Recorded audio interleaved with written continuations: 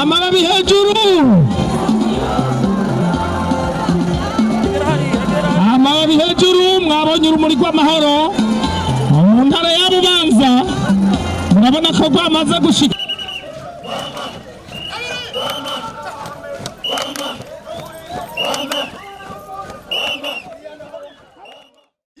Twebwe amahoro turayakeneye cyane, nico gituma mwabonye aho twagiye turaca hose, mwabonye abenegihugu benshi basidukanye n'iyonka baza kuraba urumuri rw'amahoro, kuko amahoro barazi akamaro kayo. Hano mu ntara Bubanza rero turakora ibikorwa, turanashimira n'umugwi ntwara rumuri, kuko mu mwaka weze uraciye ngaha uradufasha ibikorwa.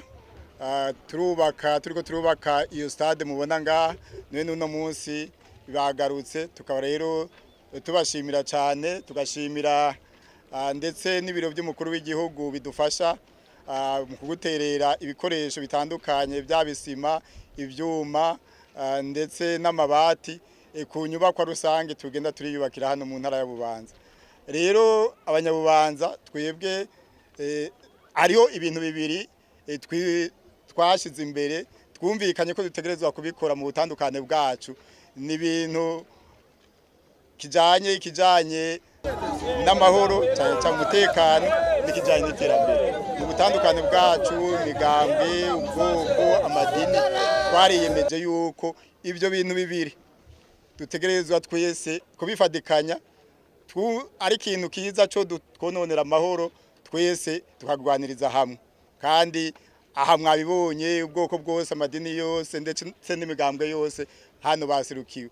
Ico rero kijanye n'amahoro twese tucumba kumwe, kuko twarabonye akamaro k'amahoro. Icaka ni kijanye n'iterambere. Iyo tuvuze tuti dukeneye kwiyubakira ishuri, dukeneye kwiyubakira stade, dukeneye kwiyubakira ivuriro, dukeneye kwiyubakira inyubakwa rusange, bose basidukana n'iyonka maze tukabikora.